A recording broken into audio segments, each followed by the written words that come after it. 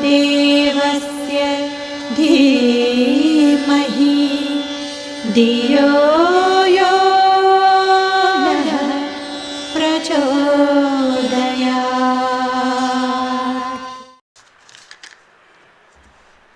गुरुदेव से और मिशन से जुड़े हुए स्मरणों को याद करने की कोशिश करता हूँ। तो ये सिलसिला मेरे ख्याल से तब से चालू होता है जब हमारे पिताश्री जो है भिलाई स्टील प्लांट में जॉब किया करते थे। हम लोग बहुत छोटे छोटे थे, शायद या 3 या 4 साल का मैं रहा हूँगा। मेरी बहन मुझसे 2 वर्ष छोटी है, भैया 2 वर्ष बड़े, भैया भी यहीं हैं अकाउंट ऑफिस में। तो तब से थोड़ा थोड़ा याद है कि पिताजी मिशन के संपर्क में आए थे, और पिताजी को मिशन के संपर्क में जो लाए थे उनमें 2 व्यक्तियों का बड़ा महत्वपूर्ण योगदान था। एक थे दधीची जी, अपने मिशन के बड़े पुराने कार्यकर्ता, और वो अपने उन्मुक्त अट्टहास के लिए बड़े प्रसिद्ध थे, बहुत जोर से हंसा करते थे। और हमारे एक कुल पुरोहित थे, पिताजी के गांव के ही थे, बांदा के, श्री राम किंकर पांडे। तो उनके माध्यम से पिताजी मिशन के संपर्क में आए, और मिशन के संपर्क में इतना आ गए वो कि फिर वो छुट्टी लेकर के प्लांट से आसपास प्रचार में जाने लगे, यज्ञों में जाने लगे। तो ज़्यादातर उनको LWP लेनी पड़ती थी, इतनी छुट्टियाँ ले लेते थे कि उनकी कोई छुट्टी ड्यू नहीं बचती थी। तो वो LWP लेकर के क्षेत्रों में जाते थे। इस बात को लेकर के बड़ा तनाव भी रहता था। माँ को ऐसा लगता था कि नौकरी ना करके पता नहीं किस चक्कर में पड़ गए। खैर ये सिलसिला चलता रहा। तब की तो बहुत ज़्यादा याद नहीं है, और बहुत सिलसिलेवार ढंग से मुझे कुछ याद नहीं है, फिर भी उसको एक क्रम में बैठाने की मैंने कोशिश की है। फिर 1971 में विदाई समारोह हुआ मथुरा में। तो उसमें पिताजी गए, माँ, दादी और हम तीनों भाई बहन। उसकी मुझे थोड़ी थोड़ी स्मृति है कि एक वहाँ टेंट वगैरह लगे हुए थे कहीं जमुना किनारे, उसमें हम लोग थे, बाल्टी से भर के पानी लाते थे टेंट तक, इतना कुछ याद है। उसी 3 या 4 दिन के प्रोग्राम में एक दिन दीक्षा का क्रम था। तो पिताजी से उन्होंने कहा, रामकिंकर पांडे जी ने, कि दादू बोलते थे पिताजी को, बोले दादू तुम दीक्षा ले लो गुरुदेव से। तो पिताजी, माँ और दादी और हम सब लोग साथ में गए। तो वहाँ सब दीक्षा के लिए बैठ रहे थे, तो हम लोग भी पिताजी के साथ बैठ गए आगे। तो थोड़ी देर में कार्यकर्ता आया, उन्होंने कहा भी बच्चों की दीक्षा नहीं होगी, क्योंकि उस समय मेरी आयु रही होगी शायद 5 साल, भैया की 7 वर्ष। तो उन्होंने कहा बच्चों की दीक्षा नहीं होगी, इन बच्चों को हटा दो। तो हम लोगों को वहाँ से हटा करके, वहाँ बैरिकेड लगे हुए थे मंच के पास ही, वहाँ खड़े कर दिया हम दोनों भाइयों को। बहन बहुत छोटी थी, वो माँ के साथ ही थी। तो हम लोग खड़े रहे। थोड़ी मुझे बहुत धुंधली सी स्मृति है कि मंच में गुरुदेव बैठे थे और कोई महिला कार्यकर्ता थी अपनी, संभवतया वो सुमन जी रही होंगी। तो गुरुदेव ने उनसे कुछ कहा, और उन्होंने मंच से किसी कार्यकर्ता को कुछ कहा, और वो कार्यकर्ता हमारे पास आया। बोले ये जो 2 बच्चे हैं, इनको गुरुदेव ने कहा है बैठने के लिए, तो इनको साथ में ही बैठाल दो दीक्षा में। तो उस समय संयोग से हमारी दीक्षा होगी, फिर जुड़े रहे मिशन से। और 71 से 77 तक पिताजी लगातार क्षेत्रों में ही काम करते रहे भिलाई में। 77 में यहाँ पे एक परिवार सत्र था, 11 से शायद 15 अगस्त 1977। तो उसमें पिताजी हम सब लोगों को लेकर के आए। तो यहाँ ये मन बना पिताजी का कि भाई हम सब लोग यहीं रहेंगे। तो उन्होंने गुरुदेव से कहा, तो गुरुदेव ने उनसे कहा कि भाई तुम सोच लो। फिर हम उस परिवार सत्र से यहाँ से वापस नहीं गए। तब यहाँ पास में जो सप्तऋषि आश्रम है, वहाँ से सिटी बस चला करती थी हरिद्वार के लिए। तो एक दिन पिताजी हमको बोले कि चलो तुम्हारा एडमिशन करवा देते हैं, और वो ले गए वहाँ पे सप्तऋषि। तो गुरुदेव उन दोनों पैदल जाया करते थे ब्रह्मोर्चस या गंगा जी तक। तो गुरुदेव वहाँ से लौट रहे थे, और हम लोग पिताजी जी के साथ खड़े थे उस सिटी बस की प्रतीक्षा में। 2 सिटी बस चला करती थी यहाँ से हरिद्वार तक। तो गुरुदेव ने पूछा पिताजी से कि बोले कहाँ जा रहे हो? तो पिताजी ने कहा मैं बच्चों का एडमिशन सोच रहा हूँ, करवा दूँ, पता करके आ जाता हूँ, इनका यहाँ एडमिशन हो जाए। तो मैं उस समय 6th क्लास में था। तो गुरुदेव ने कहा ठीक है, तू इनका एडमिशन करवा, आज से मैंने तेरा एडमिशन कर लिया। तो फिर हम यहीं रह गए। स्कूल में एडमिशन हो गया, आते जाते रहे। पहले सब लोग शांति कुंज के भोजनालय में इकट्ठा भोजन करते थे, पर जब हम कुछ बच्चे, कुछ परिवारों के बच्चों से, श्याम प्रताप जी भाई साहब का परिवार भी आ गया था हमसे 1 आध महीने बाद, और उपाध्याय चाचा जी का परिवार था, तो हम बच्चे स्कूल जाने लगे पढ़ने। यहाँ खड़खड़ी पास में एक जगह है जहाँ आजकल मुल्तान जोत सभा आश्रम बना हुआ धर्मशाला, तो वहीं पे एक स्कूल था सनातन धर्म का, उसमें हम पढ़ने जाने लगे। तो यहाँ के भोजनालय के टाइम से हमारा तालमेल नहीं बैठता था। तो माता जी ने कहा भी जो बच्चे स्कूल जाते हैं वो लोग घर पे कुछ बना लिया करें, तो थोड़ा बहुत राशन यहाँ से ले लिया करें। तो वहाँ से थोड़ा बहुत राशन माता जी अपने किचन से दे देती थी, और बच्चों का नाश्ता उसमें बन जाता था। लौट के भोजन हम सामूहिक करते थे। तो उससे जुड़ा हुआ एक बड़ा ही मार्मिक प्रसंग मुझे याद आता है। तो भारती अम्मा थी एक, जो राशन बांटा करती थी कार्यकर्ताओं को, और वहीं ऊपर जो किचन है वहीं पे वो रख लेती थी सारा अनाज वगैरह। तो वो कहीं से उन्होंने एक तराजू की व्यवस्था कर ली, बोले सब कार्यकर्ताओं को मैं तौल तौल के राशन दिया करूँगी। तो एक बार वो राशन वितरित कर रही थी तौल करके, और संयोग ऐसा हुआ तभी माता जी का उधर आना हुआ, और माता जी ने जब देखा कि भाई ये भारतीय अम्मा जो हैं वो तौल तौल के राशन दे रही हैं, तो माता जी बहुत नाराज हुई। उनको लगा कि मैं अपने कार्यकर्ताओं को नाप तौल के क्यों राशन दूंगी। तो उन्होंने उनको डांटा और ये कहा भी तुम राशन का कोई एक नाप बना लो, कोई डब्बा या और कुछ, पायली उसको बोलते हैं, क्या बोलते हैं, बोले उससे दिया करो, पर ये तराजू और बाट से कार्यकर्ताओं को राशन नहीं देंगे। तो ये प्रसंग उस समय तो उसका महत्व नहीं पता था, और ना जाने इसका कितना आध्यात्मिक महत्व उस समय रहा होगा, पर अभी जब उन क्षणों को मैं याद करता हूँ और दूसरे लोग जब सौभाग्य को सराहते हैं हमारे कि तुम लोग बचपन से, तो जरूर गर्व की अनुभूति होती है। जब हम यहाँ रहने लगे तो कुछ दिनों में मेरा मन उच्चाटन हो गया, क्योंकि मुझे अपने मित्र याद आते थे भिलाई करके, जिनके साथ मैं खेलता था, और यहाँ बिल्कुल अच्छा नहीं लगता। कुछ दिनों तक तो अच्छा लगता रहा, गंगा जी जाते थे, पत्थर इकट्ठा करते थे गोल गोल, बहुत सारे पत्थर इकट्ठा कर लिए थे कि मैं यहाँ से जाऊँगा तो भिलाई ले जाऊँगा। मेरे ख्याल से 10-20 किलो पत्थर रहे होंगे। उसको एक कमरे के कोने में रख दिया था, और अक्सर मेरी माँ बोला करती थी इतना वजन लेके कहाँ जाएगा, तेरा बहुत मन है तेरा गंगा जी के पत्थरों को देखने का, तू यहीं रह जा, बाबा हो जा, माँ ऐसी उलाहना देती थी। तो पर मेरा मन अचानक उचट गया। इस बीच एडमिशन भी हो गया। पिताजी उस समय शुरुआती समय में पहाड़िया जी थे एक कार्यकर्ता, उनके साथ यहाँ का परचेस वगैरह का काम देखते थे, तो उनके साथ ज्वालापुर वगैरह तक जाते थे, साइकिल से जाया करते। तो उस समय साइकिल थी, और उस समय शांति कुंज में कोई आटा चक्की भी नहीं थी, तो यहाँ से आटा पिसवाने जो खड़खड़ी में एक आटा चक्की थी, और एक रामचंद बाबा जी थे, वो मेरे ख्याल से शांति कुंज की स्थापना से ही गुरुदेव के साथ थे, बहुत पुराने थे। जब गुरुदेव ने यहाँ आश्रम बनाना चालू किया था शायद तब से वही थे। तो वो जब कभी हम बच्चों को देख लेते थे, एक ढकेल गाड़ी थी, 4 पहिए थे उसमें छोटे छोटे, और तब सड़क भी बहुत अच्छी नहीं थी, तो उसको यहाँ के कोई भी संवैधानिक कार्यकर्ता ढकेल के खड़खड़ी तक ले जाते थे। पर जब हम कभी 2-4-6 बच्चे मिल जाते थे तो वो हमको पकड़ लेते थे, और स्वयं आगे आगे चलते थे, बोले उसको ढकेल के ले चलो खड़खड़ी तक। तो हम उनसे बचने की कोशिश किया करते थे। हमको लगता था यदि ये पकड़ लेंगे हमको तो 2-3 घंटा जो है हम एक गेहूँ और आटा पिसवाने में लगे रहेंगे। तो जब मन उच्चाटन हुआ तो एक दिन जो है मैंने एक छोटी सी चिट्ठी लिखी कि अब मेरा मन नहीं लगता, मैं तो वापस भिलाई जाना चाहता हूँ। और वो पिताजी जो बैग लेके जाते थे, युग निर्माणी थैला था, मैंने उसमें रख दिया कि अब मैं तो यहाँ रहूँगा नहीं। और 2-3 दिन तक पिताजी के साथ निगाह नहीं पड़ी होगी उस पर, और ये 2-3 दिन तक मैं यहाँ से टिफ़िन लेके तो निकलता था स्कूल के लिए, पर स्कूल नहीं जाता था। खड़खड़ी में स्कूल था हमारा सनातन धर्म, और मैं गंगा जी के किनारे बैठ जाया करता था। तो वहीं से बच्चे गुजरते थे स्कूल के लिए, और जब बच्चे स्कूल से लौटते थे तो मैं उनके साथ घर आ जाता था, बिल्कुल ठीक स्कूल के टाइम पे। पर मैंने स्कूल जाना बंद कर दिया था। एक दिन हमारी स्कूल की ड्रेस दिलवाना था, तो पिताजी ने सोचा कि मैं बाजार जाऊँगा तो सुधीर को वहाँ से ले लूँगा विद्यालय से, और ज्वालापुरिया कहीं से ड्रेस दिलवा दूँगा। तो जब वहाँ जाके उन्होंने पता किया तो जो हमारे मास्टर थे गोपाल जी थे प्रिंसिपल, तो उन्होंने बोला भी वो लड़का तो 5-6 दिन से आ ही नहीं रहा है। तो बड़ी चिंता हुई पिताजी को। घर से तो निकला था स्कूल के लिए और स्कूल पहुंचा नहीं है। फिर इसी बीच में उनके हाथ में चिट्ठी लगी सामान टटोलते हुए, तो उन्होंने चिट्ठी पढ़ी तो बड़े दुखी हुए, तो वापस घर आ गया। इस बीच स्कूल की छुट्टी हुई तो मैं भी आ गया। उन्होंने मुझसे पूछा भी कैसा रहा स्कूल, मैंने कहा बहुत अच्छा रहा। फिर दूसरे दिन सवेरे वो मुझे ले गए गुरुदेव के पास। अब गुरुदेव बच्चों की साइकोलॉजी कितनी बढ़िया जानते थे। पिताजी ने पहले चर्चा कर ली होगी उनसे कि भाई मेरे थैले में कैसा पत्र मिला है, सुधीर ने लिखा है। तो जैसे ही हम उनके कक्ष में घुसे तो गुरुदेव लेटे हुए थे, शायद दोपहर का समय रहा होगा, और हमारे अंदर घुसते उन्होंने पिताजी को डांटना चालू कर दिया। बोले तूने ही जरूर इस छोरे को परेशान किया होगा। तो जीवन में पहली बार मुझे थोड़ा बड़ा एक जैसे सेडेक्टिव प्लेजर बोलते हैं ना, कि मेरे बाप का भी कोई बाप है, कोई उनको डांट सकता है। तो ये मैंने पहली बार अनुभव किया। उनकी छवि बड़ी कड़क थी पिताजी की। तो पिताजी को उन्होंने डांटना चालू किया, बोले तूने जरूर इस लड़के को डांटा होगा, परेशान किया होगा, तभी ये यहाँ से जाने की सोच रहा है, और तू नीचे जा, मैं से अकेले बात करूँगा। और लगभग 20 मिनट मुझे याद है गुरुदेव ने अपने पास मुझे बैठाया। वो कुछ लेखन भी करते रहे, बीच बीच में बात भी करते थे, और उन्होंने मुझसे केवल एक ही बात कही, बोले तू भिलाई जाके क्या करेगा।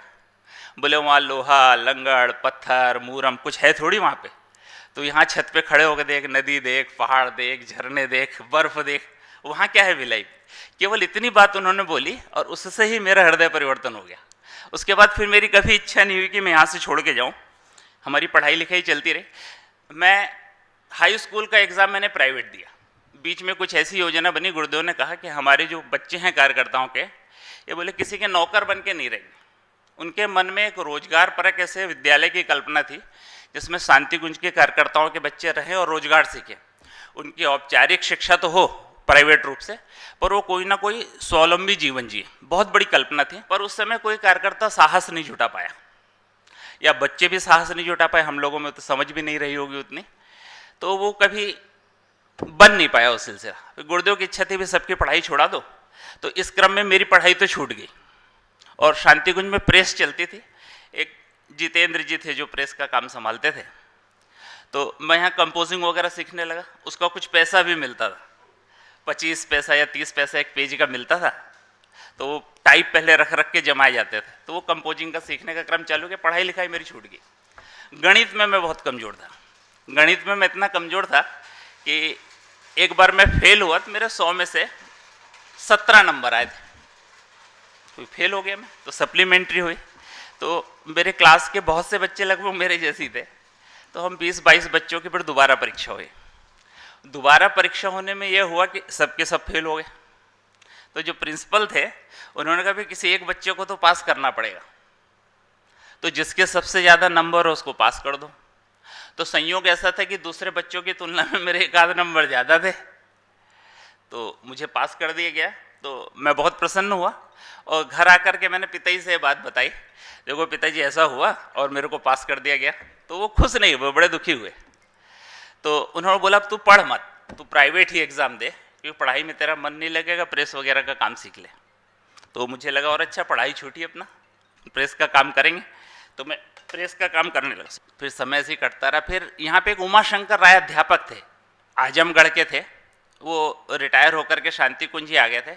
इसी बीच शांति कुंज में गायत्री विद्यापीठ की स्थापना भी हुई, जिसमें एक लाल बाबा नाम के सज्जन थे, एक सफ़ेद बाबा कहलाते थे, पता नहीं कहाँ के, संस्कृत के बड़े अच्छे विद्वान थे।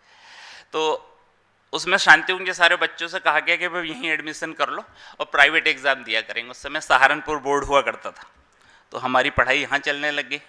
पर वो जो स्वावलंबन विद्यालयवाद थी वो कई दिनों तक बहुत गर्म रही कि ये बच्चे जो है यहाँ शिक्षा प्राप्त करके, मिनिमम शिक्षा प्राप्त करके फिर यहीं का कुछ उद्योग करें। और शांति कुंज को एक बहुत रोजगार पलक विश्वविद्यालय बनाने की बात थी, वो शायद अब जाके पूरी हो, पहले नहीं हो पाई। जब गायत्री विद्यापीठ की स्थापना हुई हमारी पढ़ाई लिखाई चलती रही।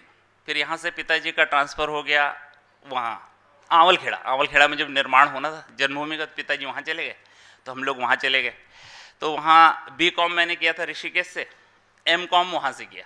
इस बीच बहुत ज़्यादा मिशन की गतिविधियों में हम लोग भाग नहीं ले पाते थे, बस यहाँ शांति कुंज के बच्चे होने के नाते बाहर भी एक रेपुटेशन बड़ी अच्छी थी शांति कुंज के बच्चों की, तो उसको एंजॉय करते थे।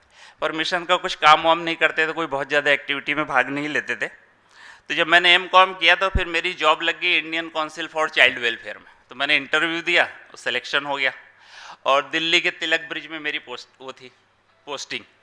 उसी बीच क्या हुआ, श्रद्धांजलि समारोह आया।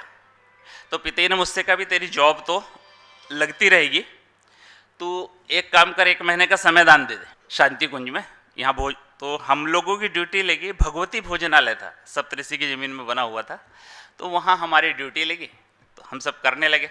उस समय मुझे बड़ा अच्छा लगता है कि मैं M.Com हुआ, मैं जॉब छोड़ दिया, यहाँ आ गया और मैंने नौकरी को ठुकरा दिया, तो एक थोड़ी सी फीलिंग थी ऐसे गर्व की, अहंकार की। तो हम सब लोग काम करते थे, बहुत से बाहर के भी सज्जन थे, एक हमसे उम्र में थोड़े से बुजुर्ग सज्जन थे हम शांति कुंज के बच्चों की तुलना में। तो उनसे हम कोई भी ऐसा छोटा मोटा काम बता दिया करते, तो कढ़ाई उठा के लाओ और ये मांझो, वो बड़े प्यार से मांझते थे। फिर लास्ट दिन सबकी एक गोष्ठी हुई, वो गोष्ठी हुई तो सब ने अपना परिचय दिया, तो मैंने भी बड़े गर्व से परिचय दिया, भाई मैं M.Com हूँ और मेरी ICWA में जॉब लगी थी, वो मैंने छोड़ दी, मैं यहीं आ गया। फिर उनका नंबर आया, कोई सुनरिया जी थे, मुझे याद नहीं उनका पूरा नाम, TK सुनरिया ऐसा कुछ था। तो उनसे पूछा गया, तो उन्होंने बताया कि भाई मैं ADM हूँ यहाँ और मैं यहाँ संविधान में था। तो पहली बार हमारी आंखें खुली कि गुरुदेव से किस किस स्तर के लोग जुड़े हैं, और तब श्रद्धा और बढ़ गई। उसके बाद फिर हमने मन बना लिया कि हम यहीं आ जाएंगे। गुरुदेव से बात की पिताजी ने, तो गुरुदेव ने कहा भी बच्चों से बात करूंगा मैं, तो मुझे और भैया को ले गए गुरुदेव। तो गुरुदेव ने हमारे सामने 3 ऑफर रखे। बोले ऐसा है कि यदि तेरे बच्चे किसी बनिए की नौकरी करना चाहेंगे तो मेरे पास यहाँ बहुत से लोग आते हैं, उनको मैं किसी बनिए की नौकरी में लगा दूंगा। यदि सरकारी नौकरी करना चाहेंगे तो सरकारी नौकरी में लगा दूंगा, और यदि यहाँ मेरे पास रहना चाहें तो ये तो अपना घर है, यहाँ तो रह ही सकते हैं। फिर हम लोगों का मन बना यहीं रहे। शुरुआत में एडजस्ट करने में बहुत सारी दिक्कतें आई, पर चूंकि बचपन यहाँ बीता था तो कहीं ना कहीं एक होम सिकनेस भी थी। यहाँ फिर अच्छा लगने लगा, फिर लगातार यहाँ बने रहे। बस यही छोटे छोटे प्रसंग, और भी बहुत से ऐसे प्रसंग हो शायद अभी याद नहीं आ पा रहे, कभी ऐसा अवसर लगेगा तो और सुनाऊंगा। इनका बहुत ज़्यादा आध्यात्मिक महत्व तो मुझे नहीं पता है, पर हाँ गर्व जरूर होता है कि हम गुरुदेव और माता जी के उन क्षणों के साक्षी रहे जब वो प्रत्यक्ष शांति कुंज में विराजमान थे, और एक बड़ा ही पारिवारिक माहौल था। फिर परिवार धीरे धीरे बढ़ता चला गया, पर वो सुखद स्मृतियाँ अब भी हैं दिमाग में। बस इतना ही कह के मैं अपनी बात खत्म करें।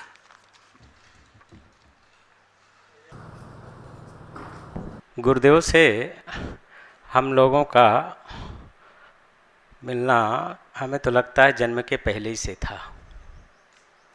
जन्म ही नहीं हुआ था और माहौल घर का बना हुआ था, क्योंकि पिताजी भारतीय स्टेट बैंक ऑफ इसमें कानपुर में माल रोड में थे और गुरुजी वहाँ जाया करते थे। तो एक माहौल बन गया था हम लोगों का। और जब हमारा मिलना हुआ गुरुजी से सबसे पहली बार 69 जाड़े के दिन थे, हमें लगता है नवंबर या दिसंबर का। झांसी 108 कुंडी गायत्री यज्ञ था, उसमें पिताजी हम लोगों को लेके गए थे कानपुर से झांसी। वहाँ गुरुदेव को हमने पहली बार देखा था। तो उस समय हमें ऐसा लगा कि जैसे गुरुजी के वो पिताजी के बड़े भाई हैं, तो बड़ा लगाव हो गया था, गुरुजी अपने हैं। बस तभी से बस ये लगा कि गुरुजी के साथ रहना है। फिर दोबारा विदाई सम्मेलन जून 71 मथुरा ले गए 7 साल की अवस्था में गुरुजी के पास। वहाँ यज्ञशाला में हम लोग खो गए थे। हम 2 भाई थे, हमारा एक छोटा भाई। तो घूमते घूमते कोई ले गया गुरुजी के पास मंच पे, मंच से अनाउंस करा कि पिताजी का नाम लिया, तुम्हारे दोनों बच्चे यहाँ हैं, इनको ले जाओ। पानी बरसा था, गुरुजी हर टेंट में जा रहे थे, तो गुरुजी का कुर्ता जो नीचे लटकता वही पकड़ उनके साथ हम लोग भी घूमते थे। 78 में यज्ञोपवीत संस्कार हुआ 15 वर्ष की अवस्था में। तब 26 मई 1978 को यहाँ आना हुआ गुरुजी के यहाँ। पिताजी ने कहा यज्ञोपवीत तो गांव में कर देते हैं, फंक्शन कर देते हैं, जो लोग आते हैं उनको बड़ा विवाह जैसा प्रोग्राम होता था, तो वैसा सब लोगों को बुलाते थे। तो वो वहाँ कर दिया और बोले चलो दीक्षा तुम्हें शांति कुंज दिला देते हैं चल के। तब 78 में पहली बार यहाँ आए थे। हमारे साथ हम, पिताजी, माँ, छोटी बहन थी। बच्चों को यहाँ नहीं रखते थे उस समय, तो बहन बहुत छोटी थी, 5 साल की थी, लगभग 5-6 साल की। तो हम लोगों को ब्रह्मवर्चस्व में रख दिया गया था। ब्रह्मवर्चस्व से डेली आते थे, यहाँ रहते थे और शाम में फिर चले जाते थे। अभी भाई साहब भी बता रहे थे ये रोड नहीं बना था शांति कुंज से ब्रह्मोच्चस का, तो सप्तऋषि के अंदर से जाया करते थे हम लोग। उन्हीं दिनों हम लोग ऋषिकेश गए, वापस आने में लेट हो गया, गेट बंद हो गया। तो किसी तरह से वहाँ से तो निकले, और इस वाले गेट में वो जो गेट के बगल में एक निकलने का रास्ता था, उससे चढ़ के निकलते थे। तो जैसे चढ़ के निकल रहे थे हमारे पिताजी, तो उसने वहाँ का जो सुरक्षा वाले तो पकड़ लिया। तो जो गेट फांद करके जा रहे हैं, गुरुजी के पास शिकायत आ गई कि आपके कार्यकर्ता इधर जाते हैं और रात में गेट फांद के आपकी तरफ आते हैं। गुरुजी ने कहा था कि हमारे कुछ बच्चे उधर से आते हैं, तो आप लोगों को ऐसा नहीं करना चाहिए। और उन्होंने कहा अगली बार जब तुम आओगे तो तुमको एक नई सड़क बनी मिल जाएगी, तुम्हें गेट नहीं फांदना पड़ेगा। हम लोगों को आगे बैठने नहीं देते थे, तो दूर कहीं खड़े रहते थे, हम ताकते रहते थे। पिताजी, माँ और ये पंडित अवधव प्रसाद दीक्षित, उस समय स्टेट बैंक के ही थे, महाविज्ञान में इन सबके नाम आए हुए हैं प्रथम अंक में। तो वो सब आगे बैठ जाते थे। अब हम सोचते कि अब गुरुजी के पास कैसे जाएं, बड़ी इच्छा रहती थी। तो हम सोचते थे, छोटे थे, अभी भी आकार नहीं बढ़ा है, तो अभी और छोटे थे। तो वो जो सुरक्षा वाले खड़े रहते थे, तो गुरुजी जब मंच पे जाते तो उस समय उनकी निगाह उनकी तरफ रहती, तो हम दौड़ के और सबसे आगे बैठ जाते। वो पीछे से दौड़ के आते, उठाते हमको, कहते चलो तुम कहाँ गए, तो गुरुजी वहीं संगीत बैठा रहने दो। तो ऐसे तो मौका मिल गया बैठने का। अब गुरुजी का प्रवचन सुनते सुनते जब सुना करते थे, तो गुरुजी किसी भी शब्द को, एक आध शब्द को 2-3 बार रिपीट करते थे। तो मन में ये होता, अरे गुरुजी भूल गए हैं लगता है, तो प्रार्थना, हे भगवान गुरुजी भूलने न पाए, जल्दी से बोल दे, ऐसे ऐसे प्रार्थना करता मन से होती थी। वो सीन भूलता नहीं है। दर्शन के क्रम में जब वहाँ गए तो हम लोग कानपुर वालों के नाम से 10-10 के ग्रुप में मिलाते थे। हम लोग 8 लोग थे, गए पंक्तिबद्ध सब मिलने गए गुरुजी के ऊपर वाले कक्ष में, जहाँ हम लोग गुरुवार को प्रणाम करते हैं, रविवार को। तो जब प्रणाम करने गए वहाँ सब लाइन से थे, करके आ गए। माँ हमारी पीछे थी, तो हमसे कहती हैं तुमने गुरुजी से कुछ नहीं मांगा? किसी ने कहा कि हमें पढ़ाई चाहिए, किसी ने नौकरी में दिक्कत है, आदि आदि बातें। तो हमने कहा हमें कुछ समझे में नहीं आता, हम क्या मांगे, बस गुरुजी अपने हैं, मिल लिया, दर्शन कर लिया। कहते नहीं, ये सिद्ध पुरुष हैं, ऐसा बोले, सिद्ध पुरुष हैं, इनसे तुम मांग लो और जो मांगोगे वो तुम्हें मिलेगा। तो हम कहा अच्छा तुम ही बता दो हम क्या मांग लें। तो उन्होंने कहा जब विद्या मांग ले जाके। तो अब हम क्या जाने विद्या क्या होती है। माँ का आदेश, सब बाहर आ गए थे, हम अंदर गए। गुरुजी वो चारपाई जी थी, उसमें बिछा नहीं था कुछ, ऐसे चारपाई थी, उसमें लेटे हुए थे, बंडी पहने थे, एक सफ़ेद धोती थी पहने थे। और जाके मैं उनके सिरहाने खड़ा हो गया, डरता नहीं था, पता नहीं क्यों डर नहीं लगता था गुरुजी से। गुरुजी माँ कह रही हैं कि आप सिद्ध पुरुष हो। हाँ बेटा बता क्या चाहिए। तो कह रही कि कुछ मांग ले। तो मांग लेना।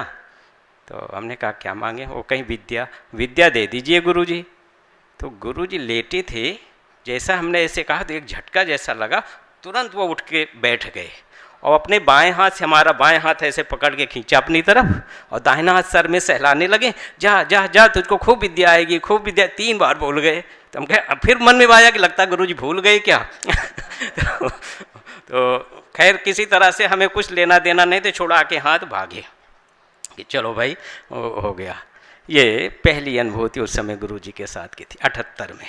उस समय हम लोग आ गए, यज्ञोपवीत संस्कार हो गया, हाई स्कूल में थे, हाई स्कूल अच्छे से पास भी हो गए। 81 जुलाई या अगस्त का महीना, उस समय गुरुजी प्राण प्रतिष्ठा शक्तिपीठ के कार्यक्रम में कानपुर गए हुए थे, माल लोड में। कानपुर में, और उस समय हम इंटर की परीक्षा दिए थे। गांव में हमारे पेट में भयंकर दर्द हुआ, कोई इलाज नहीं हो रहा था। वहाँ गांव में पेट को टारने वाले रहते थे, टारते थे, बहुत दर्द होता था। तो माँ ने कहा चलो तुम्हें कानपुर ले चलते हैं पिताजी के पास, और गुरुजी भी आने वाले हैं, वहाँ तुम्हारा इलाज हो जाएगा। तो उसमें हम लोग आए माल लोड में, दर्शन किया, प्रणाम किया। प्राण दीक्षा उन दिनों दी गई थी, सब लोग जो दीक्षा ले चुके हैं प्राण दीक्षा में हमारे पास आ जाएंगे। तो हमारे मन में आया कि ये गुरुजी लोग जो हैं बड़े बड़े महानगरों में जाते हैं, हमारे गांव में फतेहपुर में कभी जाएंगे क्या, ऐसा मन में एक विचार आता था। तो पिताजी से हमने कहा कि पिताजी हमें 2 रुपए दे दीजिए। काहे के लिए? गुरुजी को माला पहनानी है। तो 2 रुपए मिल गए। अब लाइन में लगे, गुरुजी जब मंच पे चढ़े तो अब वो भीड़ में हम कैसे जाए, जा ही नहीं सकते थे। तो क्या करा, हमने माला ऐसे फेंक दिया। माला फेंक दिया तो गुरुजी के कंधे में माला लटक गई। माला जैसे पड़ी, बड़ी तेजी से गुरुजी घूमे और हमारी तरफ ऐसे देखे एकटक। वो क्षण था एकटक एक दूसरे को देखने का, बस देखते रह गए। भीड़ इधर उधर हो गई और थोड़ी देर में फिर नॉर्मल हो गया। वो पहला दिन का था, 2 रुपए की माला। फिर तीसरे दिन 5 कुंडिया की सालत थी। तो दूसरे दिन वाली बात, कल्याणपुर वहाँ से गए थे। कल्याणपुर में वो शायद राम नारायण पाठक, कई मंत्री वगैरह थे कल्याणपुर शक्तिपीठ के प्राण प्रतिष्ठा में। तो उस समय वो बात जो मैं पहले कह गया कि क्या हमारे फतेहपुर में भी कोई शक्तिपीठ बनेगी? ये बड़े बाबा जी लोग बड़े बड़े महानगरों में जाते हैं, वहाँ बना देते हैं, हमारे यहाँ नहीं कोई बनाएगा। तो हम वहाँ जमीन में बैठे नीचे मन में भाव आ रहे हैं और गुरुजी वहाँ से मंच से कहते हैं कि यहाँ हमारे फतेहपुर के भी कार्यकर्ता आए हुए हैं और उनके मन में प्रेरणा हो, मन में आ रहा है कि क्या हमारे यहाँ भी शक्तिपीठ बनेगी? तो हाँ, हम विश्वास दिलाते हैं कि तुम्हारे यहाँ भी शक्तिपीठ बनेगी। उस दिन से, उस समय से बिल्कुल और हो गया कि अरे गुरुजी तो मन की बात पढ़ लेते हैं वो। और तीसरे दिन फिर हमने 5 रुपए की एक माला खरीदी, गुरुजी का जाना था तो हमने कहा गुरुजी को माला पहनाएंगे। फिर तो अब सबको लाइन में लगा दिया, एम्बेसडर कार में बैठे थे, वो जैसे चाह रहे थे। अब हम सोचे हम नहीं पहना पाएंगे, मन में बड़ा दुख हो रहा था, क्या करें। तो धीरे धीरे गाड़ी आई और हमारे जहाँ हम खड़े थे वहीं गाड़ी रुक गई और उससे गुरुजी ने वो शीशा खोला।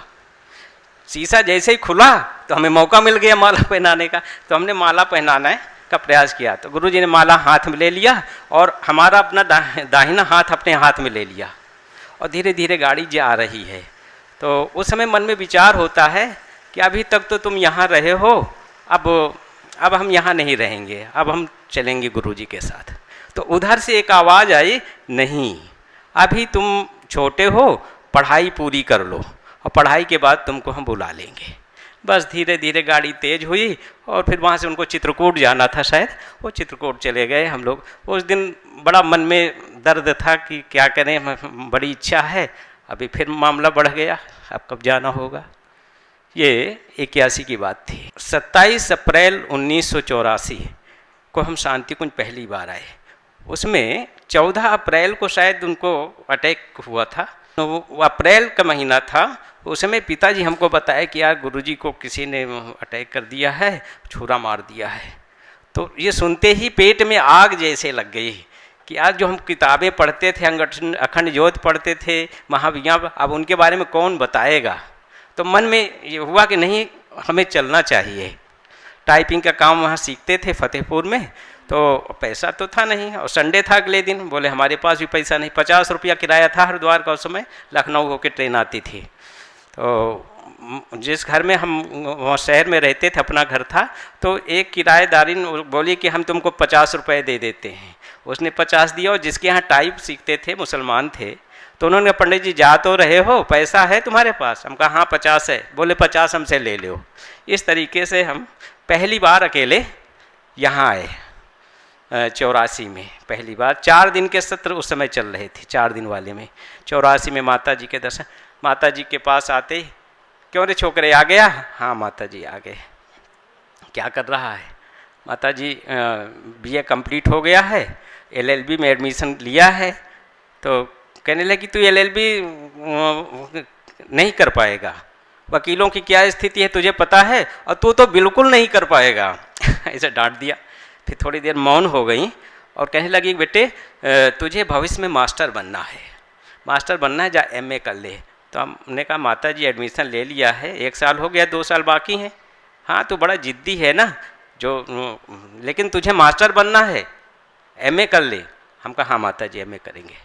तो इस तरीके से जाके माता जी ने जो कहा वो जा कर के MA किया गया, PhD भी हुई, उसी बीच शादी भी हो गई। शांति कुंज 1993 30 जुलाई को यहाँ आना हुआ।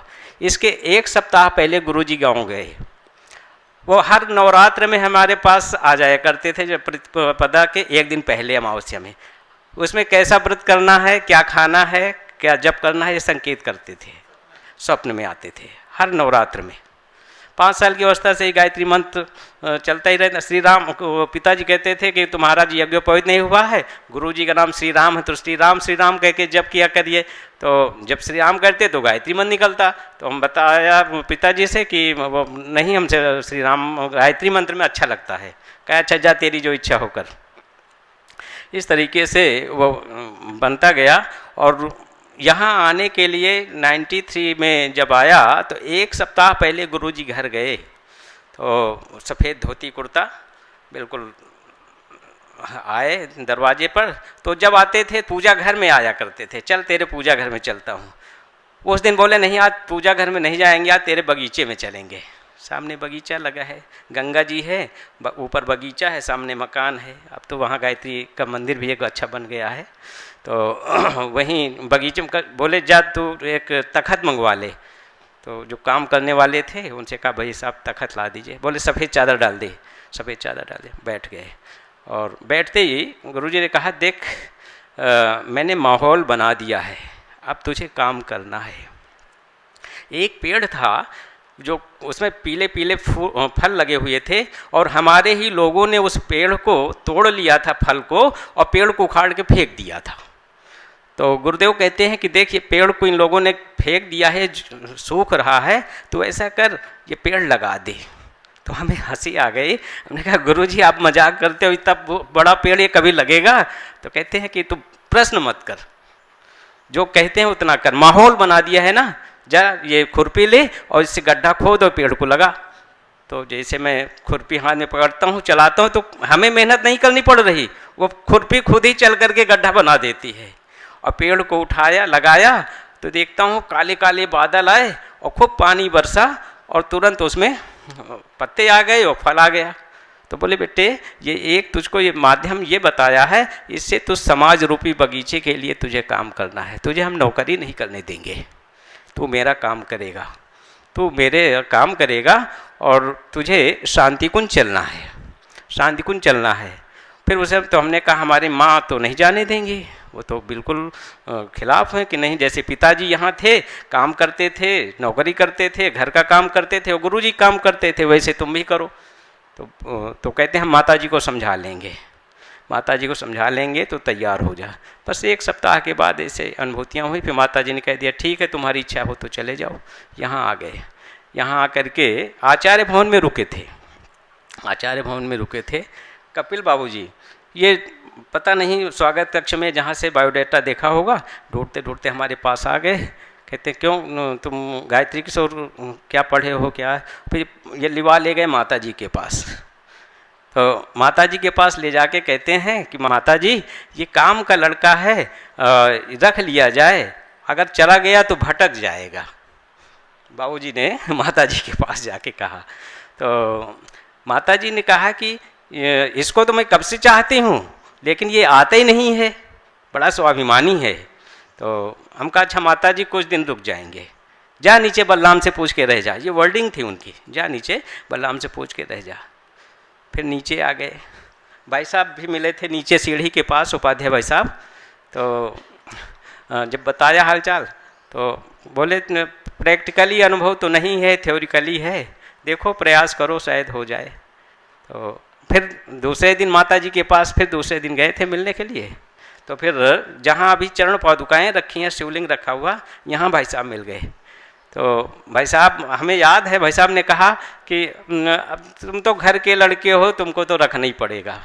भाई साहब ने कहा था वहाँ पर जहाँ चरण पादुकाएँ रखी हैं। तो इस तरीके से अनुमति मिल गई और भाई साहब बलराम भाई साहब के पास हम एक सप्ताह तक गए। तो हम जैसे जाने लगे तो हमारे आगे गंगा सिंह जी जा रहे थे, गंगा सिंह उनके पास जा रहे थे। गंगा सिंह जैसे ही पहुँचे तो बिना किसी उसके उनके पीछे हम पहुँच गए। तो वो कहते हैं कि ये गंगा सिंह देखो ये फतेहपुर के हमारे फतेहपुर के यंग एज के लड़के आ रहे हैं, इनको प्रोग्राम में बाहर भेज दो। तो हमें बड़ी थरथराहट हुई अंदर से कि हम बाहर कभी तो गए नहीं, पूजा वूजा ज़्यादा करानी आती नहीं है, क्या करेंगे। तो आके मिश्रा जी को नीचे बताया। मिश्रा जी 1 महीने की कक्षा चल रही थी कर्मकांड की, तो उसी में वो बोले कि तुम यहाँ कर्मकांड न करो, ये सीखो और तुम हमारे पास आ जाओ। यजुर्वेद का उस समय काम चल रहा था, ऋषि देवता छंद का ये ढूंढ के परिचय लिखने का। तो बोलिए इसमें काम, तो हम कहा पंडित जी उसमें हम देखो क्लास तो ये करेंगे 1 महीने की, हमें संगीत में कम रुचि है और जगदीश पाटीदार जी सिखा रहे थे तो वो समझ में कम आ रहा था। तो हमने कहा कि साहब उसमें हम आ जाएंगे। तो 1 घंटे चले जाते थे। तो मिश्रा जी को जब मैंने बताया कि बलराम भाई साहब ऐसा कह रहे हैं कि इनको वहाँ शिमला भेज दो, शिमला की बात थी, तो उन्हें कहा कि ठीक है तुम अच्छा जाओ ले जाओ। मिश्रा जी ने कहा कि भाई साहब जिन लड़कों को ढूंढते हैं काम के लिए आप बाहर भेज देते हो, अच्छा जाओ ले जाओ यहीं काम करेंगे। इस तरीके से शांति कुंज आ गए, बातें तो बहुत हैं, लेकिन संक्षेप में बस इतना ही। ओम शांति शांति शांति। कुछ और कहीं तक कि बहुत सारे भाइयों ने अपने अपने ढंग से अपनी बात कही और हर के पीछे में रहा। गुरुदेव कहीं न कहीं से उनके जीवन में प्रवेश किए हैं, चाहे वो कहीं भी रह रहे हों। कहते थे मैंने एक को ढूंढ ढूंढ करके निकाला है बेटे, ढूंढ ढूंढ करके निकाला है। बड़ी संख्या में हमने ढूंढा है, जहाँ जिनकी जैसे ज़रूरत पड़ेगी उनको हम इंट्रोड्यूस करते जाएंगे, उसी क्रम में सब चलते आए। देखा सामान्य काया में अलौकिक प्रतिभा, अलौकिक व्यक्तित्व। हमने पिछले दिन वो बात बताई थी, पूज्य गुरुदेव के कहने पर 1 महीना का शिविर तपोभूमि में लगा था 72 अक्टूबर में, और हम भाग के समापन पर यहाँ आए थे प्रश्न पूछने, आप विदेश क्यों जा रहे हैं। इसमें आया होगा जिस शक्ति का वितरण प्राण प्रत्यावर्तन शिविर में देश के भाइयों के बीच में होना था, तो आप पहले विदेश क्यों जा रहे हैं। तुमने जो बात कही थी तो भीतर से हमको अटपटा सा लगा था। भारतीय संस्कृति के हाई कमिश्नर और एम्बेसडर नियुक्त करने जा रहे हैं बेटे। बाद में फिर जाकर के देख लिया, पक्का भी हो गया, वही काम उनने किया वहाँ। अब देखिए, वहीं हम मिलने आए थे, प्राण प्रत्यावर्तन की तारीखें तय हो रही थी। चूँकि हम यहाँ उपस्थित थे तो पहले शिविर में हमने अपना नाम दिवा दिया था बसंत पंचमी से शुरू होने का। वंदनीय माता जी का पत्र गया हमारे पास में, बेटे बाउडिया में नेमीचंद मुंद्रा ने पंचकुंडी यज्ञ रखा है बसंत पर्व पर, तुम जाके संपन्न करा देना, और प्रत्यावर्तन का इस शिविर में न आके कलकत्ता वालों को हमने अप्रैल माह में बुलाया है, उन्हीं सबके साथ आ जाना।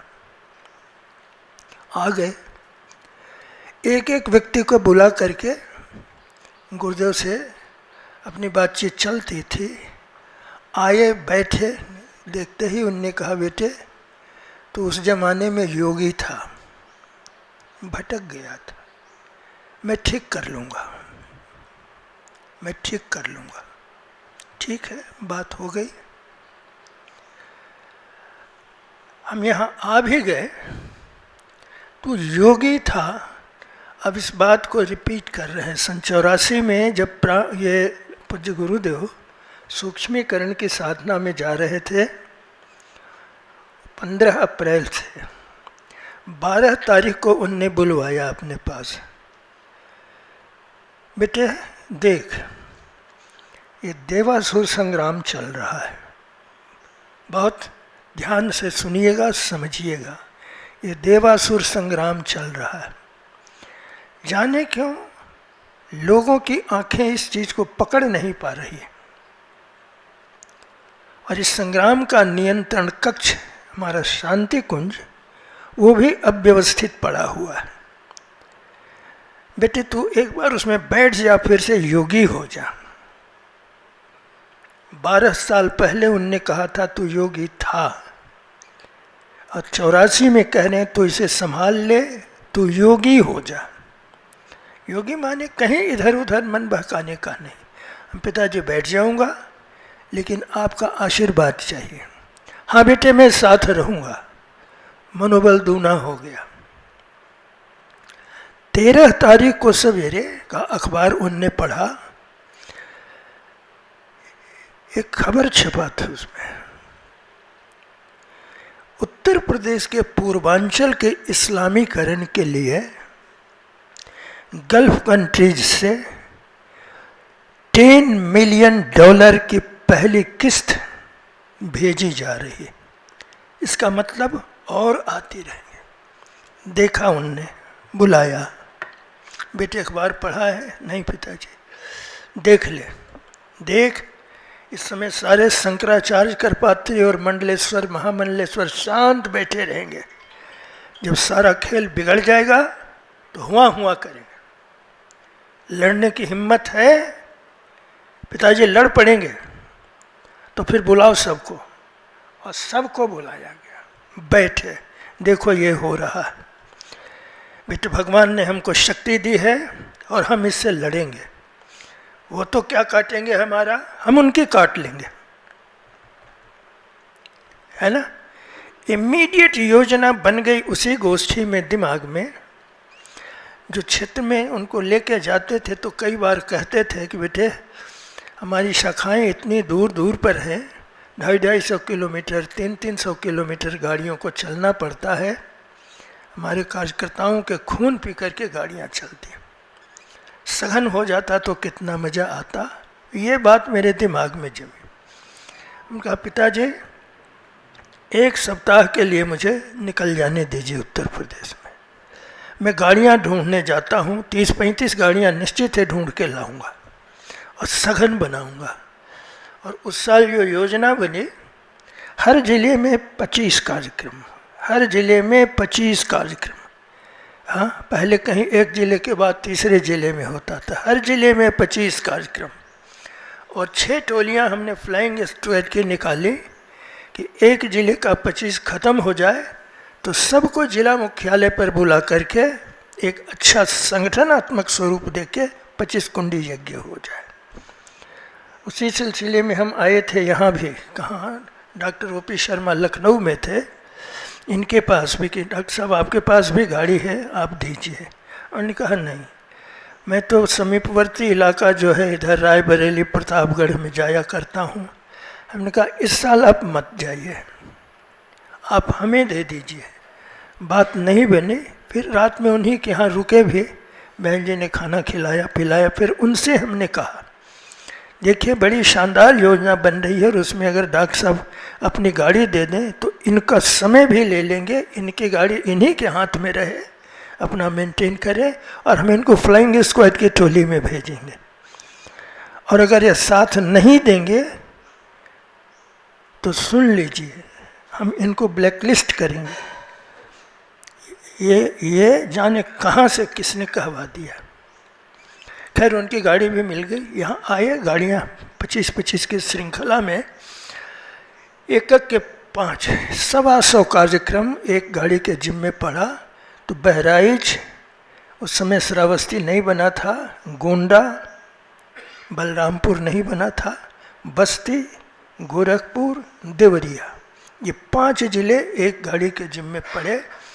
और हमने 24 गाड़ियों का काफिला मिशन के इतिहास में पहली बार बहुत सज धज के बैंड बाजे हाथी घोड़े के साथ निकाले। डॉक्टर साहब के साले उसमें त्रिपाठी जी कर्नल साहब आए थे, हाथी पे उन्हीं को बैठाया था और सबको भल्ला कॉलेज तक के जाके छोड़ा। 6 गाड़ियाँ फिर निकाली और 6 गाड़ियाँ ये इसकी निकल गई, कौन, फ्लाइंग स्क्वाड वाली। 36 गाड़ियाँ उस साल निकली। बस्तर को हमने 65 कार्यक्रम एक जिले को दिया था। हाँ, केवल दीप यज्ञ कराना और गायत्री मंत्र की दीक्षा देते जाना, धर्म परिवर्तन के नाम से कहीं कुछ नहीं कहना है हम लोगों को। कम से कम 25 से 30 हज़ार दीक्षाएँ उसमें बस्तर जिले में भी उस साल हुई थी, जो आगे हमको काम आता रहा था। तो इस तरीके हम चले हैं। अच्छा, उनका सानिध्य इतना अच्छा बना रहा, कहीं किसी जगह का कार्यक्रम की अस्वीकृति आ गई, लोग घबराए, बाबूजी यहाँ गाड़ी का समय बर्बाद होगा। उनकी रुक जाओ, वाजिब हकदार का पत्र अभी आता होगा। और 2 घंटे से तीसरा घंटा किसी दिन नहीं लगा। उसी के समीपवर्ती क्षेत्र से किसी गांव से व्यक्ति का आया, हमने कहा देखो ये हकदार है, इसको दे दो इमीडिएट। अब वो हमारी गाड़ियाँ इंटीरियर में चुकी जा रही थी। मुरादाबाद से कहीं बदायूं के गांव में जाना था, गाड़ी पहुंचने में दिक्कत हुई तो अजयवीर सिंह भागे भागे आए, हमारी गाड़ी नहीं पहुंच पाई। उनका इंटीरियर का था और वहीं से योजना बनी, कार्ड लिखा गया, देखो भाई आपकी टोली जो गई है अमुक तारीख तक अमुक स्थान में है और वहाँ से चल के आपके यहाँ आएगी, अपना एक व्यक्ति वहीं भेज दो ताकि अपनी टोली को वहाँ से स्काउट करके वो ले आवे। ये योजना भी बनानी पड़ी। एक फाइट हमने किया, उसका रिजल्ट ये दिखा, वो क्या काटेंगे हमारा, हम उनका काट लेंगे, है ना।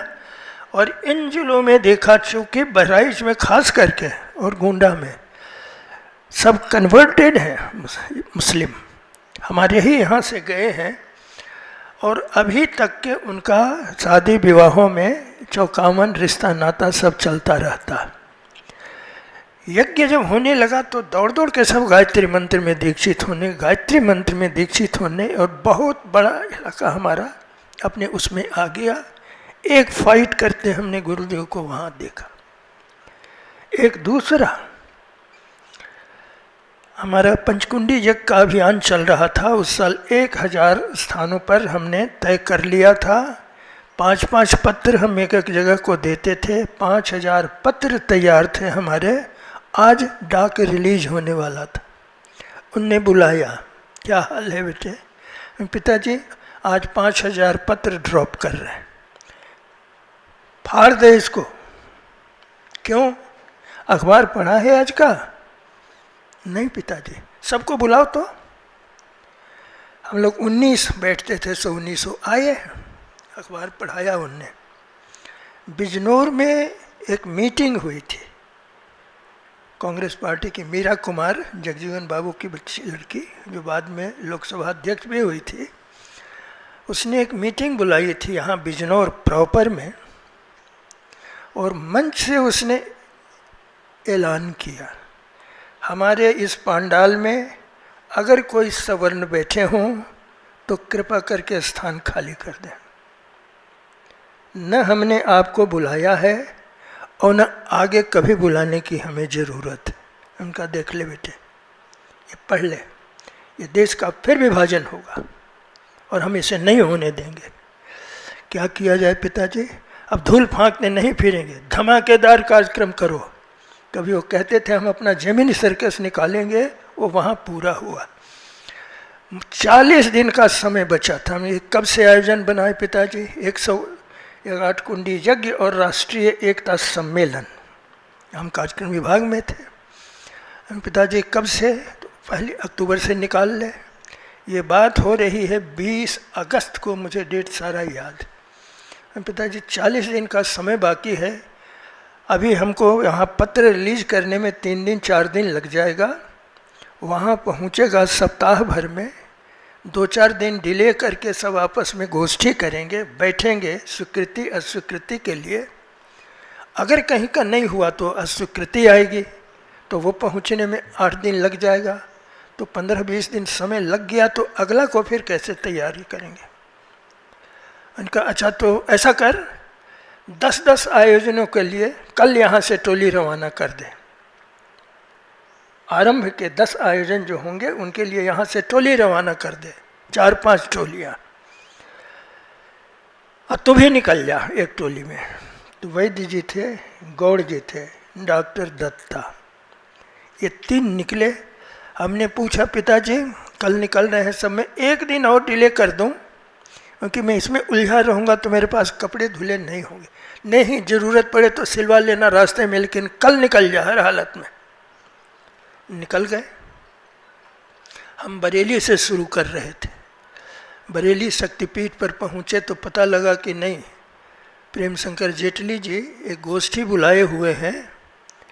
कहाँ? लखीमपुर, हरदोई और बरेली के लोगों की। मैं कि काहे की गोष्ठी है? तो उनने एक अलग से योजना बनाई। हम पहुँचे उनके निवास पर, क्योंकि गुरुदेव को लेके हम जा चुके थे वहाँ। हमने देखा अच्छे खासे करीब 100 व्यक्ति बैठे हुए हैं और वो एक योजना बना रहे थे। प्रातः प्रभात में शंख फूकेंगे जिस समय अजान पड़ता है, और ये शंख की आवाज़ अगले गांव में पहुंचेगी, अगला गांव फूकेगा तो अगले गांव में पहुंचेगी, और अगले गांव वाला फूकेगा तो 108 गाँवों में शंख की आवाज़ गूंजेगी। उनकी चल रही थी। हम पहुँचे, हमें बैठा लिया उनने मंच पर। हमने बात बताई, हम इस उद्देश्य से आए हैं, गुरुदेव ने योजना बनाई है राष्ट्रीय एकता सम्मेलन की, आप इस कार्यक्रम को पोस्टपोन कीजिए और मिशन की धारा में आकर के आप कार्यक्रम इन शेड्यूल तिथियों में तय कीजिए। चलेगी टोली, पहला आयोजन आपका होगा। तो नहीं, लोग साथ कम देंगे हमको, बरेली वाले हमको साथ कम देते। उनका हम सबको बुला के साथ बैठा करके गोष्ठी करवा करके जाएंगे। मैं अपनी गाड़ी लेकर निकल गया पूरे बरेली में। उस दिन लगभग 70 किलोमीटर हमने गाड़ी चलाई। 10-12 धुरंधर जो थे सबको पकड़ के लाके शक्तिपीठ पर इकट्ठा किया। संगीत ऊपर से खूब ऊंचा खासा दोहरा, कम से कम 6 फीट ऊंचा मंच उनने बनवा रखा था। संगीत खत्म हुआ तो हमने मंच का चादर खींचा। हमने कहा जरूरी विचार विमर्श भाईचारे के वातावरण में होता है, ऊंचा बैठ के थोड़ी होता है। आइए सब यहीं बैठते हैं। एक साथ बैठे, बातचीत बताई, देखो ये माहौल है और ये आयोजन करना है। सब ने एक स्वर से कहा भाई साहब ये बहुत अच्छा आयोजन है और हम लोग कर लेंगे। उनका पक्की बात? तो हाँ। हमने जेटली जी अब हैंडल आप कर लीजिए। हमने कहा आप देखिए भटकिएगा नहीं तो फिर आपको नुकसान होगा। ये योजना जो बन रही है ये हाथ पांव भी टूट सकते हैं, आप मत ऐसा कीजिएगा। हम इत्मीनान से होके चले गए और वहाँ से 2 व्यक्ति संकल्प लेने के लिए आ भी गए। संकल्प हो गया। हम चारों तरफ घूमते घूमते निकले। जो हम उत्तर प्रदेश से बिहार घुस गए, उड़ीसा घुस गए, उड़ीसा से मध्य प्रदेश हम आए। हटा में मेरी लास्ट बैठक थी और वहाँ से सीधे हम आए। नया कार्यक्रम कासगंज का मिल गया, रमन पलटानी। यहाँ पहुँचे तो पता लगा कि भाई साहब वो ऐसी योजना उनने संग फूंकने वाली की और लोगों ने उनकी बड़ी पिटाई की है, हाथ पांव तोड़ दिया है। हम लोगों ने तो होम मिनिस्ट्री को पत्र लिखा है कि इस तरीके का हुआ है ये गायत्री परिवारों के साथ। उनके काय को लिखने गए थे, उनकी तो दुर्गति होनी थी तो पहले कह के हम निकले थे। ऐसा मत कीजिए, मिशन से हट के टेढ़ी टेढ़ी जो चलेगा उसकी यही दुर्गति होगी, है ना। ये घटना देख लिए ना 108 कुंडी की। पिताजी इतनी जल्दी तैयारी कैसे हो पाएगी सबकी? बड़ा बड़ा पसारा है। अच्छा ठीक है बेटे, ऐसा करते हैं टाटा 407 यहीं खरीदते हैं। हम पंडाल भी भेजेंगे, स्टेज भी भेजेंगे, माइक हॉर्न भी भेजेंगे, आसन काष्ठ पात्र सारी चीज़ें कटोरियाँ सब हम यहाँ से भेजेंगे, है ना। आदेश हुआ उनको टाटा 407 खरीद के ले आओ।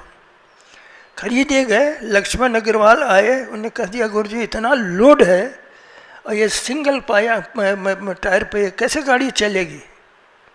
फिर बुलाया इनको, डबल टायर वाला क्यों नहीं लिए? तो वजन है। इन्होंने कहा नहीं पिताजी इतना लोड हमारी गाड़ी ले लेगी, है ना। तो वही सिंगल टायर वाली गाड़ी लगी और सब कुछ हुआ कि बुलाओ सबको, यहाँ ट्रेनिंग दो, पंडाल कैसे खड़ा किया जाता है, स्टेज कैसे खड़ा किया जाता है। और सारे लोगों के यहाँ बुला बुला के ट्रेनिंग दी गई।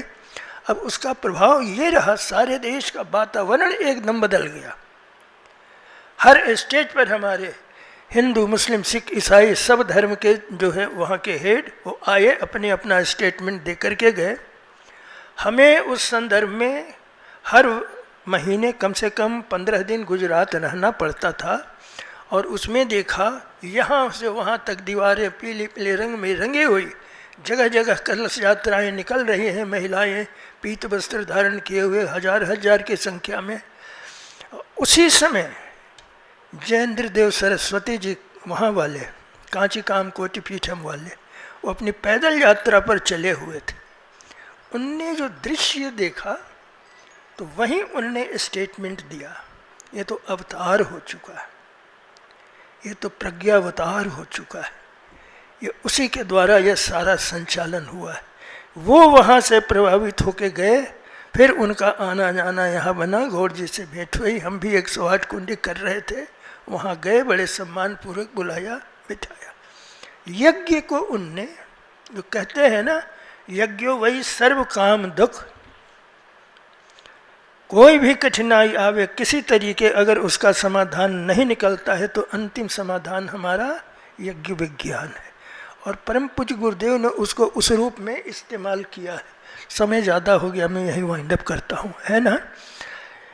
हमारे जो भी भाई लगे हैं उसमें दिमाग में स्पष्ट चित्रण दे दे।